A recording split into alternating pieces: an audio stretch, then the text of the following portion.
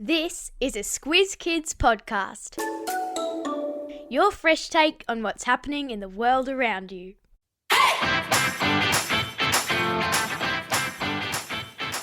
Each week we give the world globe a spin and see where we land. Then we take the kids of Australia on an audio excursion to visit that country and its people. I'm Amanda Bauer, and today on Squiz the World we're visiting the biggest country in South America. A powerhouse soccer nation, a place known for its huge celebrations of carnival. Can you guess? Strap yourselves into the Squiz Kids Superfast Supersonic Jetliner as we take off and take a squiz at Brazil. Just the facts. If you look at a map of South America, Brazil is the huge country that occupies much of the northeast coast. That's on the top right. It has 7,400 kilometres of coastline, and yes, it has some pretty gorgeous beaches. 208 million humans live in Brazil. That's about 8 times as many people that live in Australia. And it's also home to the greatest variety of animals of any country in the world. We're talking 600 mammal species, 1,500 fish species, 1,600 bird species, and 100,000 different types of insects. Many of those creatures live in the Amazon jungle, which is in Brazil's north and is the world's biggest. We often hear about the Amazon in the news because huge amounts of the rainforest are being cut down by farmers, miners, and other kinds of industry.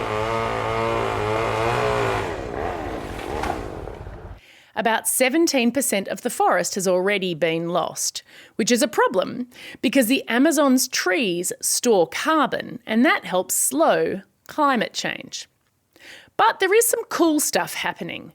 The Amazon is home to about 1 million Indigenous people, and they are using something unexpected to protect the trees. Drones, GPS, and artificial intelligence. AI predicts which areas are likely to be chopped down by farmers next. Indigenous people then go to visit those farmers and use the drones to monitor the areas and make sure they're safe. I'd really like to see that in action. Another trip to put on my travel bucket list. Of course, whenever you do travel, it's important to learn a few words in that country's language. It's a great way to show respect. So let's learn the lingo. For 322 years, Brazil was a colony of Portugal, so the main language spoken there is Portuguese. Squiz kids Gabby and Olivia, whose mum is Brazilian, are here to teach us how you say hello. Take it away, Gabby. Bom dia. Go on, you give it a try. Bom dia. People are always really grateful when you just try to speak their language. They may even thank you for it. Hey, Olivia, how do we say thank you? Muito obrigada means thank you. And muito obrigada to you too, Olivia and Gabby. Now that we can communicate a little bit, it's time for school. How would you like to go to school for only 4 hours? That's what kids in Brazil do. Half of a school students show up at 7:30 in the morning and learn until 11:30. The other half come at 1:30 and go until 5:30. Everyone has lunch at home, except for kids whose families don't have much money. They get to stay at school for lunch, and for some of them, it's the only meal they'll get all day. That's not such a fun fact, is it? So, why are the school days split in 2 like this? Well, the Brazilian government did it because many kids weren't going to school, either because there wasn't space or because their family needed their kids to work and help at home. Splitting school into 2 shifts allowed everyone to go and also gave kids time to help their parents before or after school if necessary. And in actual fact, there's a 3rd shift of primary school that happens at night. Teachers are at schools until as late as 10 o'clock, holding classes for adults and teenagers who couldn't go to school when they were kids. And I thought Australian teachers worked hard. When people visit Australia, there are things they find amazing that we might take for granted, like our unique wildlife, or the food we eat, or the games we play. And Brazil has something pretty astonishing. Believe it or not. As well as being home to a huge chunk of the Amazon rainforest, Brazil also contains, perhaps not surprisingly, a long stretch of the Amazon River. And what a river it is. Check out these extraordinary facts.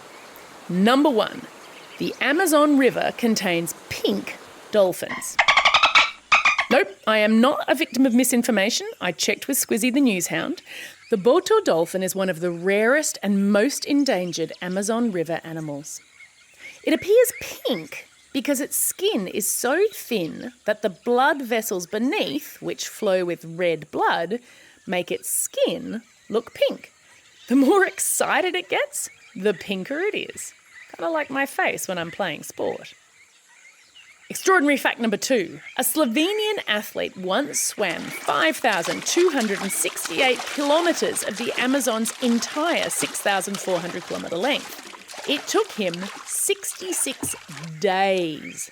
But Amanda, I hear you cry, aren't there flesh-eating piranhas in the Amazon? Why yes, Squiz Kids, there are. Martin Strel avoided them by having supporters in boats on either side of him, ready to drop raw meat and blood into the water to distract any threatening piranhas. Phew. And number 3, the Amazon River used to flow backwards. Up until 15 million years ago, the Amazon flowed out into the Pacific Ocean instead of the Atlantic. Then the Andes Mountains rose up and the river was landlocked. That means it was surrounded by land for nearly 5 million years. Then the masses of water found a way out, just in the other direction. I've learned a ton about Brazil and now I'm starving. I think it might be Dinner time. the national dish of Brazil is called feijoada. Feijoao is Portuguese for beans, so we're talking a black bean stew that's cooked up with a variety of meat products. The more traditional versions might have pig's ears and beef tongue, but I've popped a recipe in your episode notes that does not. The rich, smoky stew is served with rice, sautéed greens and orange slices. It's rich and warm and comforting, and apparently it's on the menu at every restaurant in Brazil. Yum.